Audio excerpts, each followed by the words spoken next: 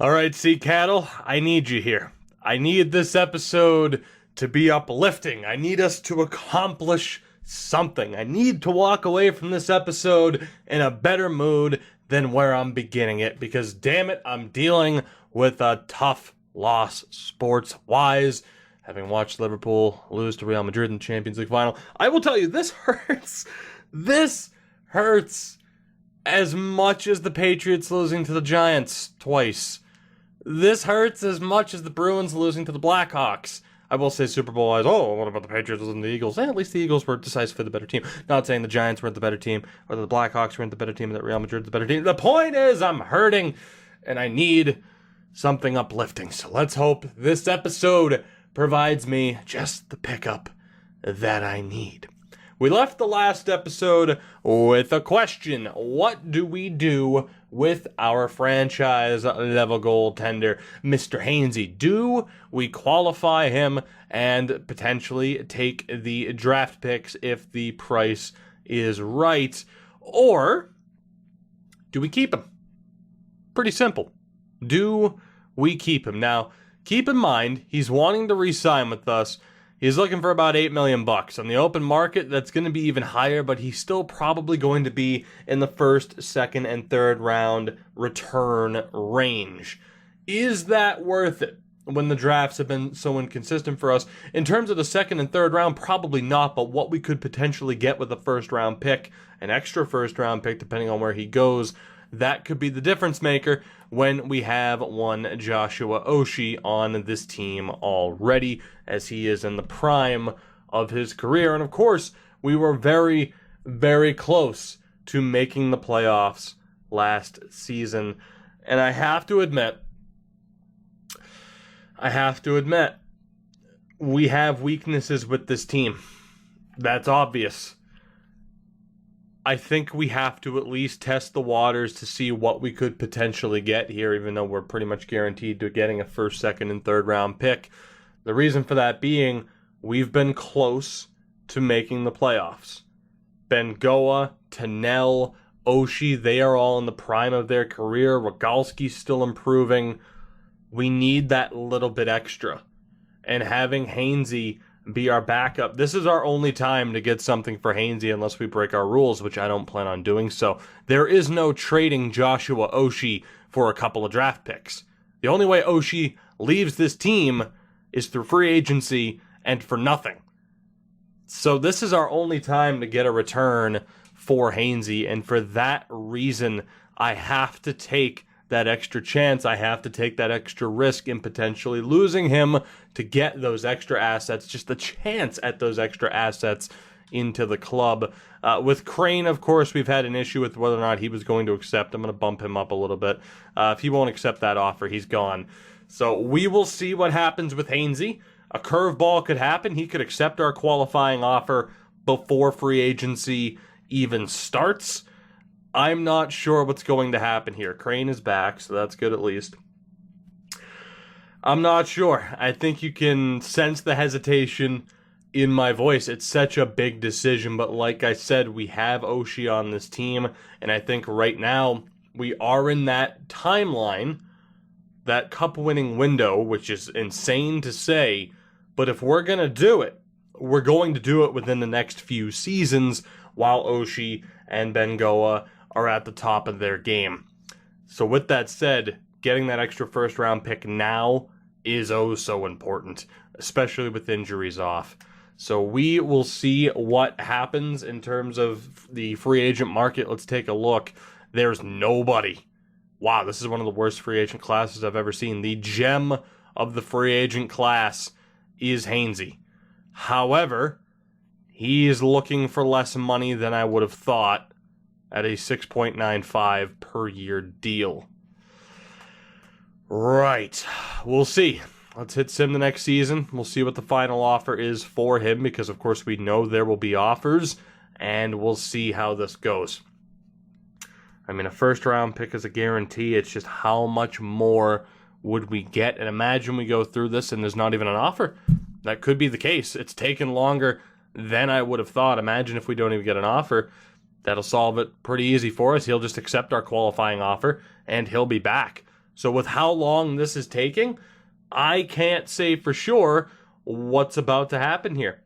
Any moment now, we're either going to get the notification of, hey, here's your offer, hey, he's accepted, or he wouldn't have signed anyway, and there we go. Actually, yeah, he's still a holdout with no offers.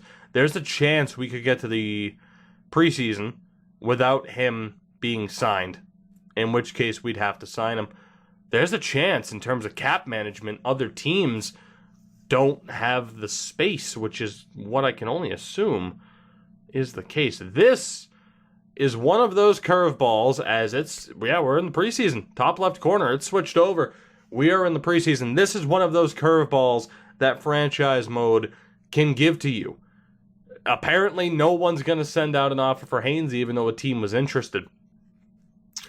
So, yeah, there we go. In terms of making our play, the only move now is to bring back Hainsey. So he is staying. That settles it. No teams put in an offer for him, which is insane to me. And that now gives us the ability to sign him to an even better deal, really.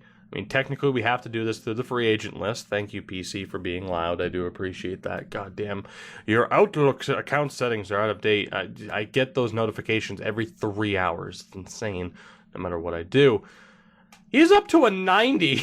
Jesus.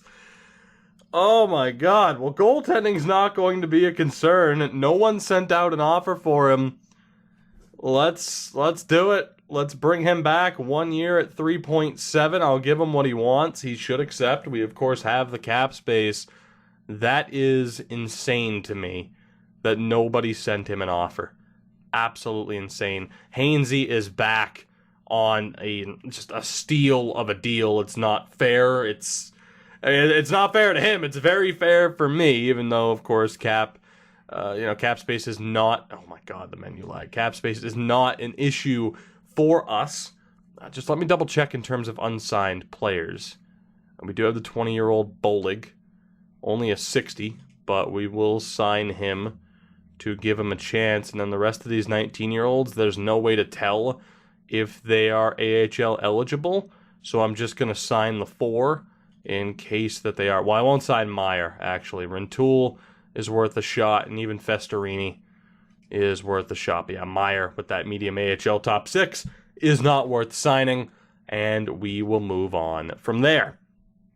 I cannot believe nobody sent him an offer for $6 million, for $3 million, regardless. That is shocking to me, but it does give us one hell of a 1-2 punch goaltending wise.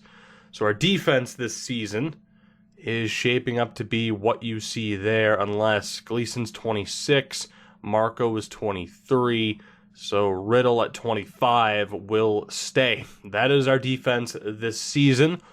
Forward core, we're going to have to make some changes here. Horton will be sent down. And then what do we want to do from here? We have 3 77s. In terms of potential, it's got to be Bitts who stays. Moses is, 77 overall, 23 years old, but that medium top 9 potential, he has to go. And we'll sort this out from here. We are going to focus on just setting up this team to be as good as it possibly can be. Of course, last year, playing Bitts and Hamhuis on the second line really didn't help out in terms of their development. So, Kyler back on the top line. I think I'm going to go Bengoa at center again, and we'll have Rogalski there. What else do we want to do? Having Klo on the second line, Belfour and Sutter works for me. Sutter has a good shot as compared to the puck skills. We need someone with a good shot on that line. So then Volk, Lorentz, and Yamamoto. Who's the better center?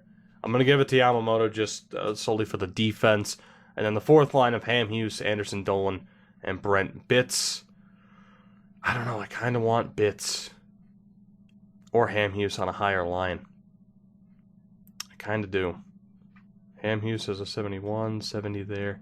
You know what? I think I'm going to do that. So we're going to go Volk, Anderson, Dolan, Lorentz. I'm going to put Yamamoto on the right. And yeah, we'll have Hamhugh, Spitz, and Yamamoto. That works for me. I mean, offensively, we're in a decent spot. It's just defensively, how is this all going to shape out? How is this all going to shape up for us? Melee, though, being in the lineup at 19 years old is huge for us. We're going to have Bishop and Riddle as our third pairing. More than likely, we have an extra righty, which isn't the worst case scenario. I think I do want O'Donnell and Reza to be our pairing. Or I could put O'Donnell on the left, have Reza and Parker. Have Parker on the third pairing.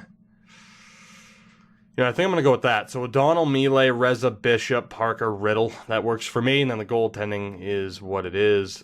Power play and penalty kill, it's still good the way it is, I'd say. So that's not bad. That is not a bad team at all. Our defense is the best it's ever looked, and at least with guys like Melee and Parker, there's promise. If we could get one more solid defenseman into this team in this next draft, playoffs might not be completely out of the question, as we will have Hargrave and Wisniewski as our goaltending tandem, just to have the evergreens be as good as they possibly can be. Let's take out Shubarov, and we don't want Suglobov in the lineup either. Neither are our prospects. We'll put in McDonald and Halischuk if there's space. Yeah, I'm sorry, Ty Smith. You're going to have to take a seat here. And we'll bring in Halischuk. So that works. Do I want to optimize this at all? I'm not really sure if there's a way to do so. Let's just make those bump ups. So there we go. Forwards. I do need to make sure at the very least that we're good to go.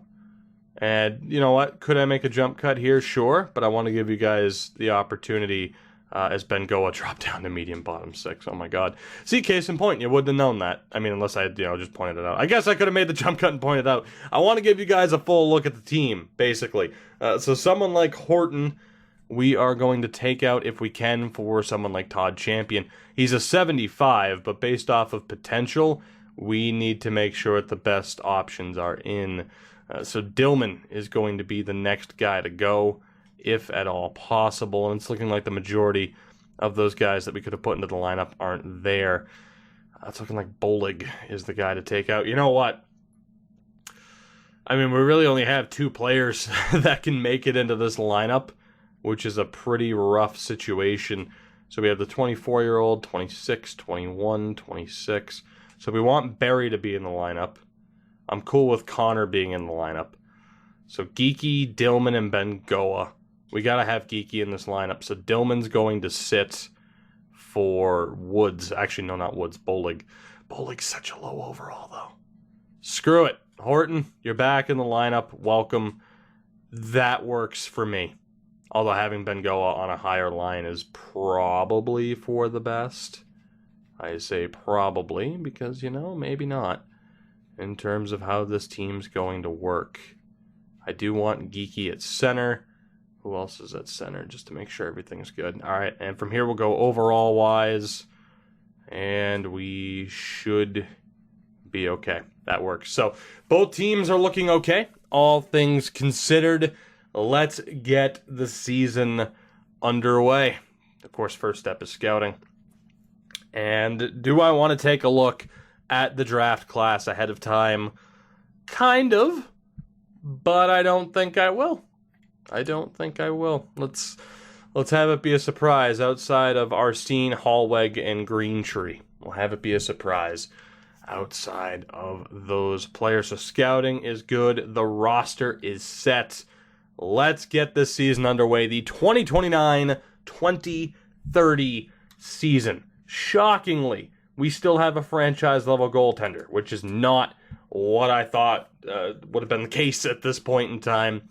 We'll see what happens this year. I'm optimistic, we'll say. Again, we finished with the best record just outside of the playoffs. I will fully admit to being distracted by the dog right now. She's looking out the window, and I can see the cat on the other side of the road, and I'm just waiting for her to lose her mind. It might happen. Maybe it won't. That said, it still has my attention. We finished Of course, we ended up with the 15th draft pick. We finished with the best record in the league to have not made the playoffs. So what is going to happen this season? Are we actually that close to playoff contention? Was it just a fluke on our part? Did other teams that should have been, for other teams that should have been better, were they just off last season? Is it going to return to what we would expect it to be?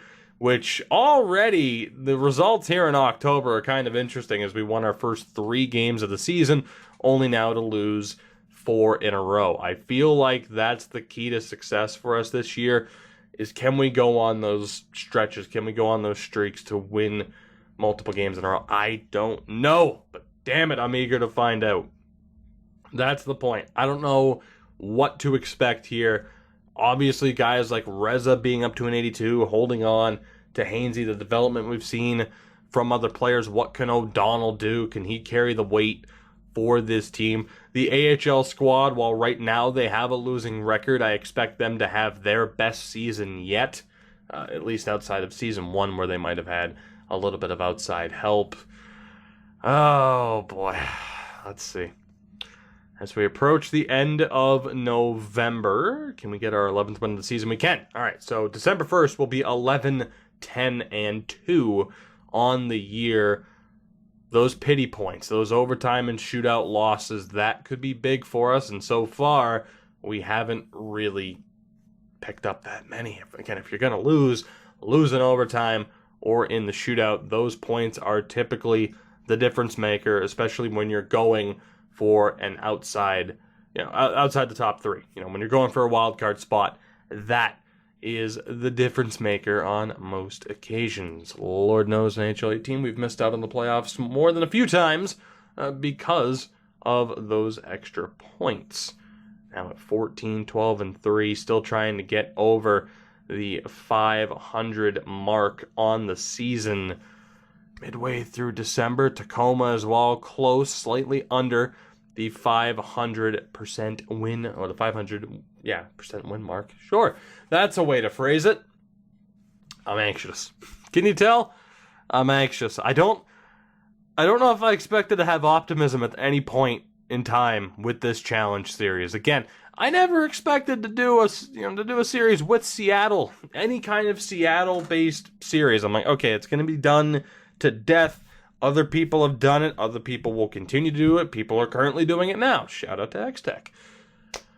Didn't plan on doing it, but I've enjoyed the challenge of this. Like I said, that's why I went for this series enough. It was so specific in what we were allowed to do to build this team that I couldn't help but give it a try. And the fact that it's 2030, we still have quite a few years to go if we wanted to go the full 25, which typically I do with the Draft to Glory series. We go the full 25. We just did that in Goon Squad not that long ago. I don't know if I expected to have optimism by 2030, which is such a weird thing to say.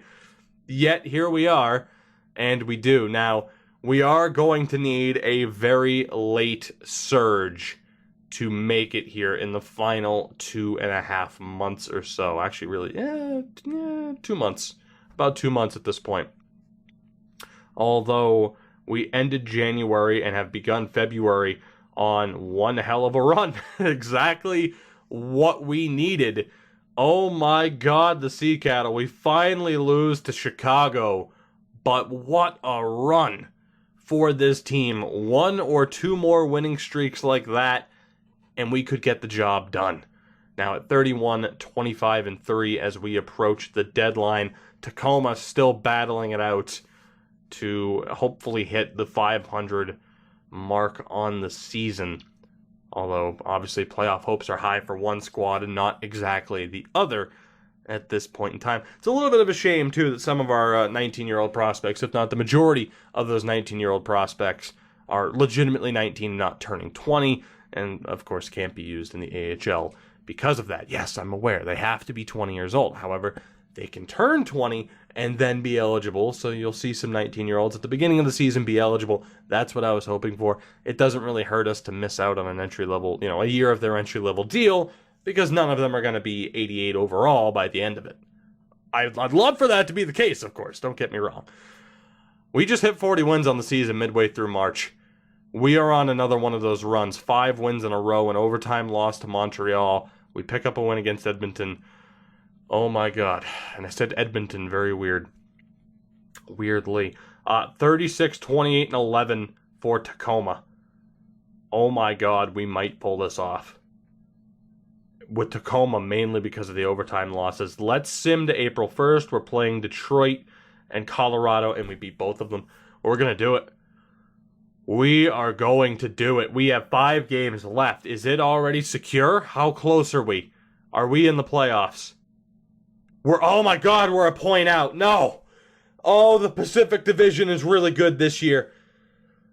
Oh no, all 5 playoff spots currently belong to the Pacific, but we're right there. We are 1 point back of Arizona.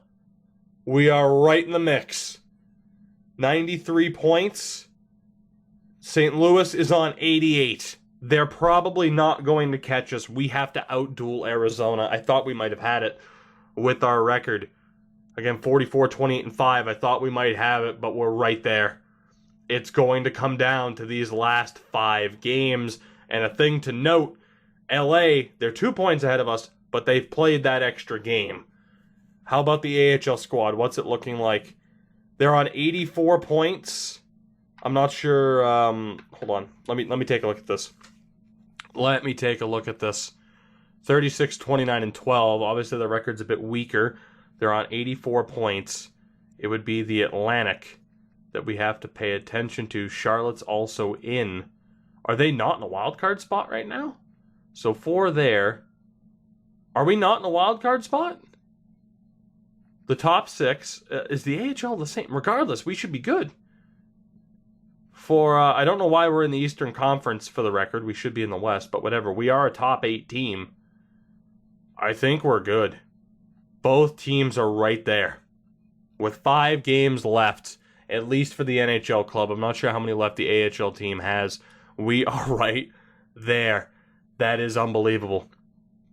AHL club also has 5 games left. Oh my God. All right. Seattle plays New Jersey. We have a better record than they do. However, Tacoma is facing a pretty big challenge going up against the Lehigh Valley Phantoms. Let's see what happens on the day. And it's a 6-2 loss to New Jersey. Both clubs lose on April Fool's Day.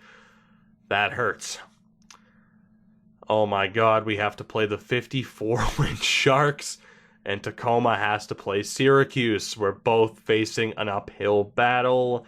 It's a 3-1 loss to San Jose. Tacoma gets shut out 3-0. I think we're going to fall just short. All right. So both teams are facing winnable games here. We're playing, Seattle's playing the 30-win Sabres. Tacoma's playing the 39-win Griffins. Then it's the 33-win Maple Leafs and the 42-win Stockton Heat. Oh my God, 3 very winnable games for the Sea Cattle. 2 out of 3 should be winnable for Tacoma. This is insanity. We are 5 points back. We're not going to do it. Arizona basically has it. We can get a maximum of 6 points. If Arizona gets 1 point, they'll have us on tiebreaker regardless. So we need Arizona. Yeah, we're going to fall short. Damn it. Oh, it was looking so good. It was looking so good for us. But we need Arizona to lose all 3, and we have to win all 3. So let's sim this game against the Sabres. And with that loss, it is over. Tacoma also loses. I don't think either of our 2 teams will be a playoff club this year, as we at least end the year on a win against Dallas. We finished the season at 45, 32-5. Tacoma at 38, 32, and 12. Obviously, it was the overtime losses that could have helped them. We finish 6 points back as all 5 teams that make the playoffs from the Pacific finished with at least 101 points. Arizona skyrocketed into second to get home ice advantage against Calgary in the first round. That is heartbreaking. We're so close, though. And now you can see why I was willing to sacrifice a franchise goalie to try and get there, because if we could have gotten that extra first-round pick and we ended up with a defenseman or another forward, that might have been enough to push us over the limit, but we fall short.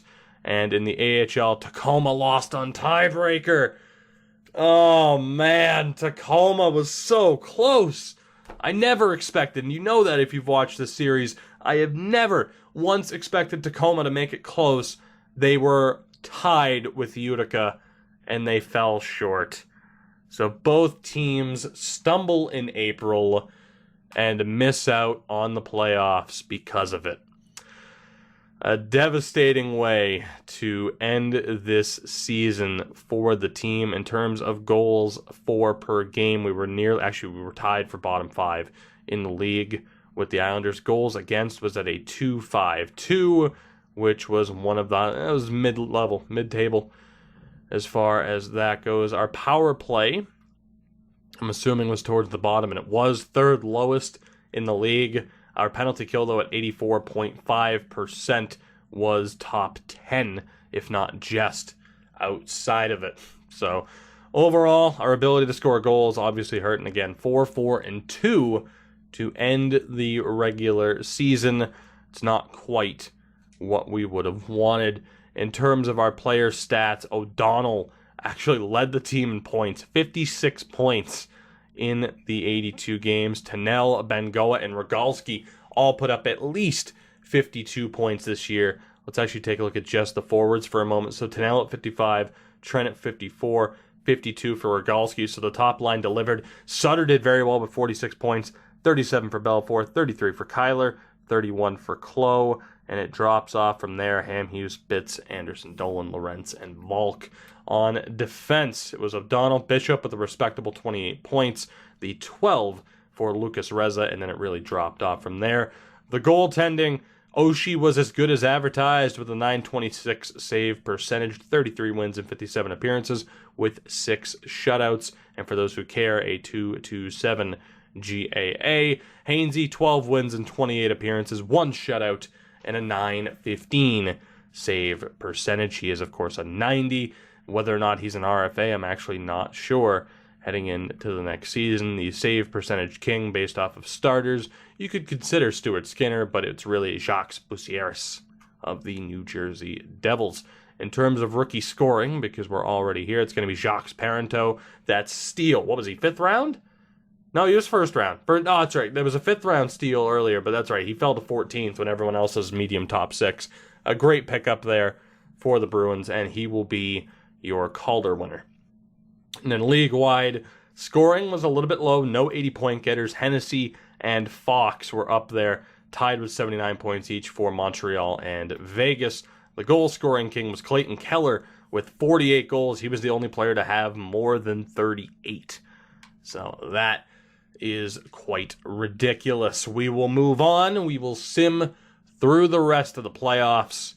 We'll, of course, take a look at everything as we always do. The awards, the winning team, the progression, and we'll take it from there. We will be going through the draft in this episode. So it's San Jose and LA, Arizona and Calgary, Edmonton, Vegas, Colorado, Nashville. Over in the East, my God, I hate this, is Montreal, Detroit, Florida, Boston, Philly, Toronto, New Jersey, and New York. EA, for the love of God, can we change that next year?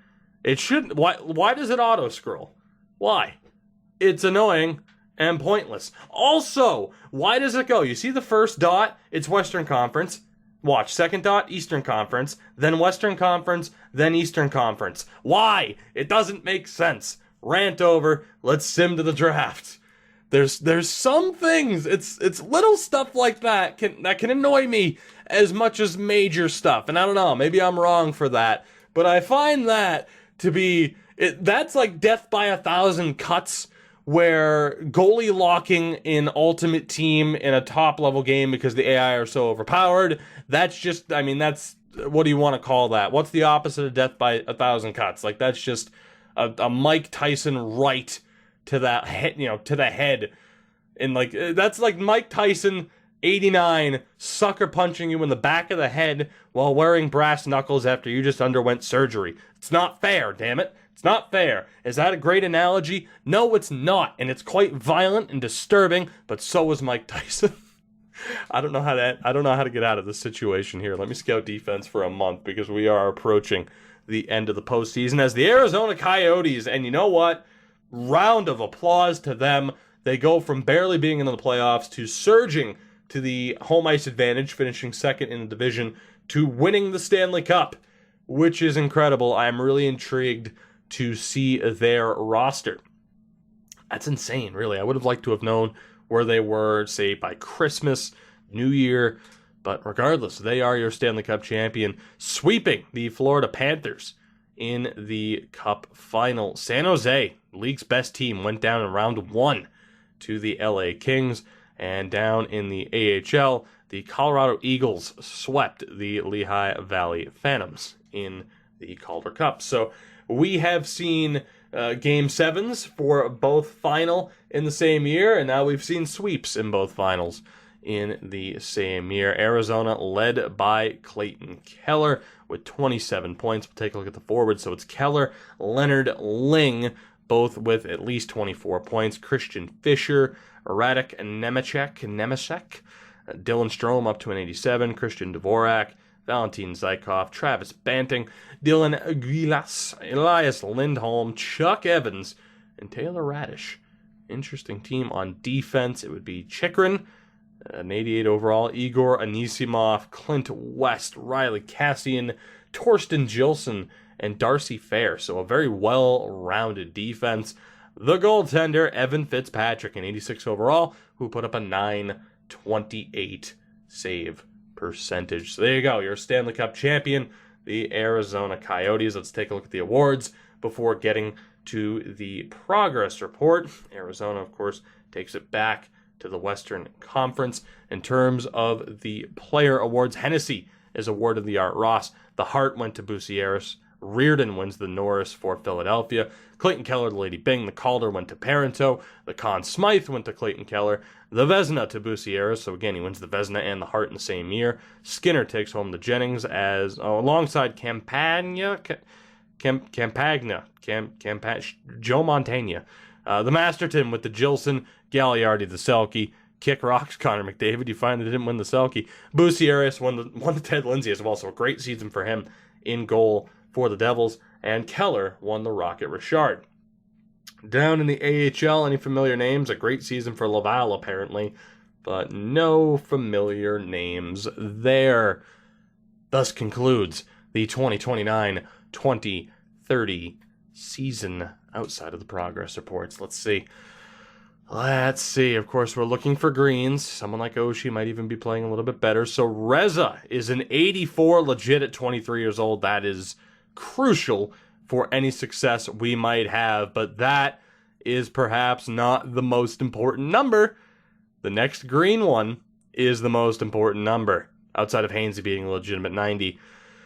Sam Mealy is an 84 overall. Playing like an 82, but he is a legit 84 overall at 19 years old. Oh my God.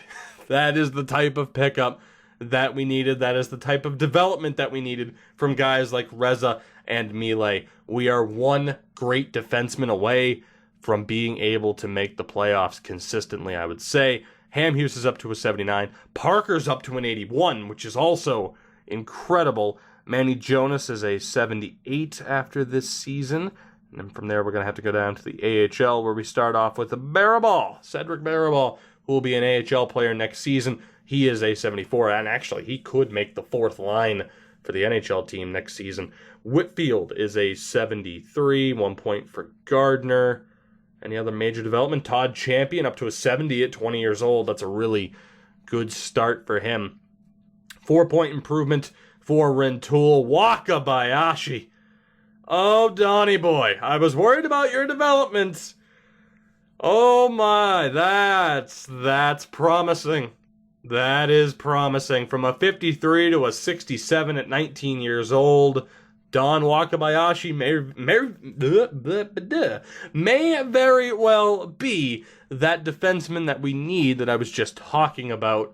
Festorini's up to a 62, 2 points for Meyer, 5 points for Coop, Evan Coop, 2 for Riesner, 3 for Bogosian, and 2 points for Jared Holmberg, who of course was a complete swing and miss.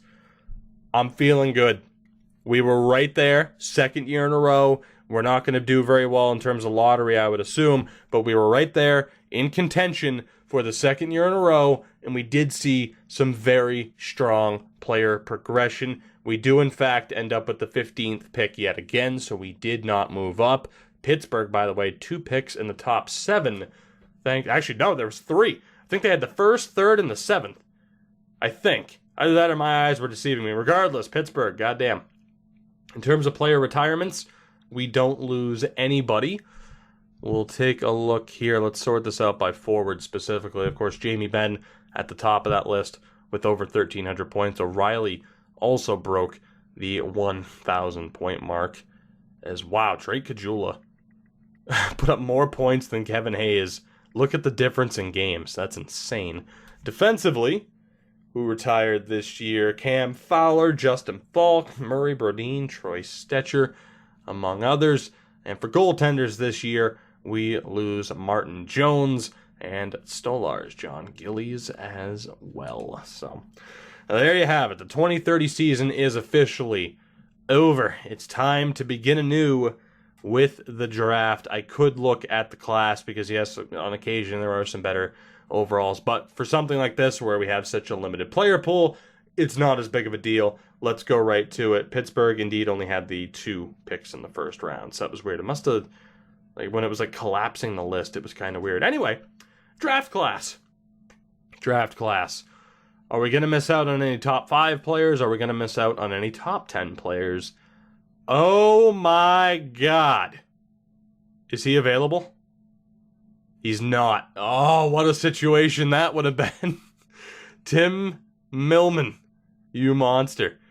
All right, let's take a look here. Green Tree, not eligible. Will probably go first overall. Von Arx, not eligible. All right, so we're over 2. Shattenkirk, not eligible. Hallweg, not eligible. Arsene, not eligible. So we're not missing out on anybody inside that top 5, and they all look like great players. Clements, not eligible. Rogers, not eligible. McKenzie, nope. Lieb? Greg Lieb is the first player that we need to hope falls to 15, which is not going to happen. He looks like a really solid prospect, especially considering he's not projected top 10. Sawatsky is also available. 2 players in the top 10. If either fall to us, that would be incredible. I'm not expecting it, though. Hedekin, not eligible. And again, we know Tim the Mailman Millman is not eligible. That's right, I gave him a nickname, and he's not even going to be on our team. Grabowski's not eligible. Fotinos is not. Boynton. All right, Johnny Nevins. Okay, we at least have a fallback. If Lieb and Sawatsky end up off the board, we have Nevins. Goodbranskin. Goodbranskin?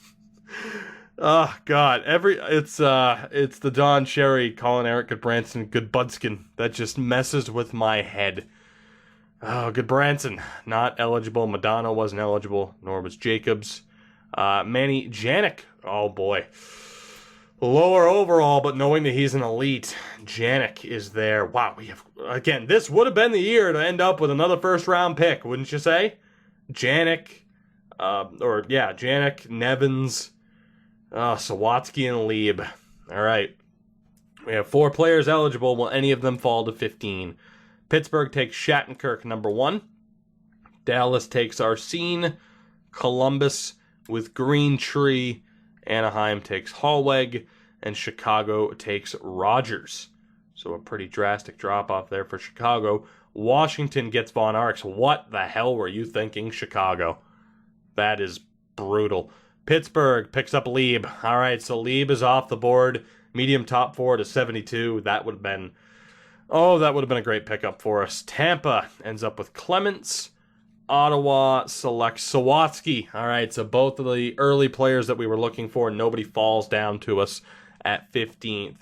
Let's go ahead and sim. Jacobs, Boynton, Fotinos. Nevins is also off the board, which leaves us just one option. So somehow, some way, 3 players who were eligible to us are off the board, but that does leave us with one, and he has the best potential out of any of them, so it's not exactly a loss. Manny Janik, 18 years old. You know by these stats, by these attributes, he's going to be a lower overall, but that medium, what I'm hoping is medium elite potential, is going to be great. And again, for anybody who's forgotten, Spokane, Seattle, Everett, and Tri-City. I always forget. Tri-City are the 4. Again, this series is based around only drafting players from the WHL teams that currently play in Washington State. Those are the 4. And Manny Janik is going to be our first round pick at 15th, and he's low elites. I had a feeling it was too good to be true. That said, we very well could have ended up with a medium top 9 player. You never know. A low elite 61 overall at 18 years old. There is potential there for Manny Janik to become something good. I would expect him to at least be a bottom 6 player for us in the future, much like we have seen with Chuck Lorentz. And there was also the other low elite. I mean, hell, Reza's a low elite. So Janik could end up being great for us. Manny, welcome to the team. And again, all things considered, those 3 players that we could have ended up with before that, for them to go off the board, we still end up with someone half decent. I will take it. Millman went to Toronto. And there you go. Good Branson, medium top 9. Grabowski, medium top 9. I am more than okay. Oh my God. Mendez and Nesterov. Jesus. Madonna as well. And then it drops off with Bure and Persaud. So yeah, and then it picks up again with Thorne and Boudreaux. Oh my God. This is a crazy draft. Like 1 second you get nobodies, the next second it bounces right back. Chubarov and Huselius going that late. That is insane. Oh my God, what is this draft right now? Lackey at medium elite. It drops off a bit from there. Will it rebound? Medium top 9s, high bottom 6s. It seems to have settled out, or settled down for now. But still, what a crazy first round that is. And like I said, to end up with Manny Janik, or Yannick, I'm all right with that. The question is, will the draft fall? Oh my goodness. Will the draft fall off for us? Percy is not eligible. McKee is not eligible. Brower? No. Exelby? No. And from there, our last hope is Doughty, and he's not much of a hope. Okay. So we're going to have to start coming off the board. Hutchings is not eligible. Damn it. Damn it. He would have been a great pickup for us. Hadar, not eligible. Boys, oh my God. This is what I was afraid of, though. Having that extra first-round pick would have been great, but from there, it would have been abysmal. Caldwell's the next guy that we'll check. Not eligible. Ma is eligible. So Luke Ma, the 19-year-old defenseman from the Seattle Thunderbirds, will be a pickup of ours in this draft. We have someone at high 7th, Monador, who's not eligible. What about Morgan? No. Farrell? Yes. So Clinton Farrell is another pickup option. I'm a little bit scared of the high top 6, but we'll see what happens. And then from there, it drops off. We have Kearns, not eligible. You know what? I'm going to take those first 2 guys here. We're going to take Ma and Farrell, and then we'll figure it out from there. So we need to hope for an exact, or not an exact, but we need to hope for a medium top 6 with Luke Ma. Low top 6 would be devastating for the projected 7th round pick, and that is indeed what happens. Low top 6 at a 60 overall, he more than likely will not develop, along with the other low top 6 defensemen we have ended up with at later times, and I don't really care to know. At this point, outside of the first round, there might be some major steals. I don't care to know, just because they never would have been eligible for us in the first place. So yeah, I don't know. I know that's some of the fun of the draft. I don't know. Maybe I'll go back through, but still, I need to know what Farrell's going to be potential-wise. Low top 4 would be great. Medium 7th would be devastating. How good is Farrell? Oh, God. All right. 2 swings and misses on those defensemen. Thank God for Janik. But, yeah, for the most part, that is An unfortunate turn of events for us. Stempniak would have been nice. Of course, there'll be some decent players selected here as we'll continue on from where we drafted Ma. That is unfortunate. See, seeing LA end up with a Pentakainen just pisses me off more than anything else. Engren and Bonvi, both great second-round pickups. Oberg as well. Oh, it's kind of frustrating because now, from the 4th round onward, I mean, the 2nd and 3rd round, we completely swung and missed with those two. The only two players that were left, eligible for us to take, and they both missed. I mean, granted, they were off-the-board picks as well. Now we have to go by undrafted, which I'm not feeling that great about. There isn't a single goaltender that we're going to take the risk with. Defensively, we at least need to see who our options are. And so far, it's not so good. Okposo, not eligible. We'll avoid Emery. Seth Worrell, if we wanted to take a risk on a player, which isn't typically the best way to go. Molson's not eligible. What about Cardwell? Nope. Avery? No. Grattan? No. Smith-Pelly is a no. Shipley. This is where it gets rough. Erskine. Jenkins. Isaac Jenkins. Might be a hope. Nemish? Nope. Martin. Damien, I can't. Longai? Longier. Where do you put the emphasis with that name? I don't know. Clarence Ewan, not eligible. Urcomps. Let's see. Bonks, no. Corbin, B. Corbin, no. Get a haircut anyway. Shattenkirk, I didn't even want to check, and I hit the button but didn't go through. So defensively, we have 3 guesses here. We're in the 4th round? All right, so we'll take those 3 defensemen. I just need to find a forward. So here, let me call a timeout really quickly and see what forwards are eligible. I mean, then again, only taking defensemen, that might not be the way to go. But let's see. Right wings, who do we have? Kearns was not eligible. Exact bottom 6s, what about Corey? Not eligible. And from there, it's all shot in the dark. Wow, Westcott's not available. Oh, again, right trigger would be great, EA. I'm just going to throw that out there. I'm never going to stop banging that drum of, make my life easier, please. Left wings. Anybody? Carpenter? No, that's unfortunate as well. Who else here? Someone like Pierce and Delmore. Not even worth it, really. Bobilev is not worth it. And from there, it falls off a cliff. A lot of unknowns. And with how well that's worked out for us, I'm just going to check centers. Anybody that's projected to be undrafted. Someone like Rathje, not really worth it. Like Redden. I can only imagine that potential is going to be hot garbage, though. So what about DeNicola? That is also a no. So, in terms of who we have pinned, it's still just the defenseman. So let's go for it. I will take Worrell. Seth Worrell, 18-year-old offensive D-man from the Seattle Thunderbirds. This usually never works, but hey, we don't have a better option.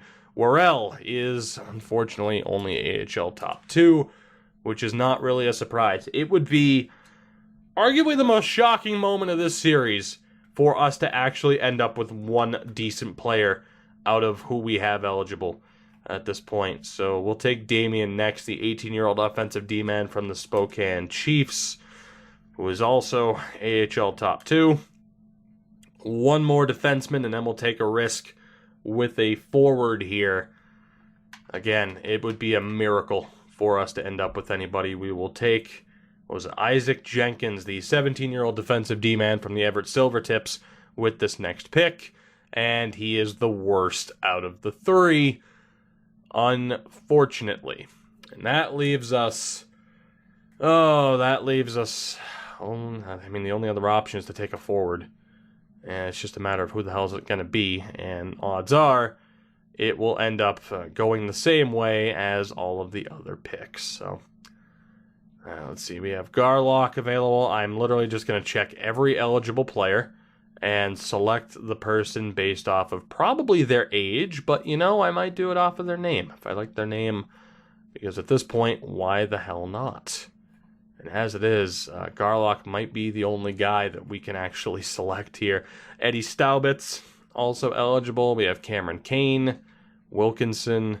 We still have quite a few other guys here. Another Farrell. Not that I want to miss out on 2 picks with players of the same name, and I don't think they'll probably end up both. I mean, they'll both. There isn't a Trent. There's just Jakes in that family. If you catch my drift. Henry, we have a Hemingway. Is he eligible? He's not. Gibbons, Von Fersen. This is unfortunate. Another Janik. Jack Janik. Sheldon Knight.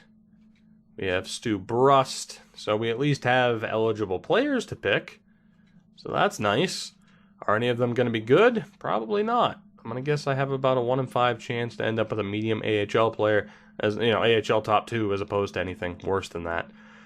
So back to all players. Who do we have? So we have Knight, Brust, Garlock, Staubitz, and apparently Sidhu. Good old Bradley Sidhu, the 19-year-old from the Everett Silvertips. We have Staubitz, also 19.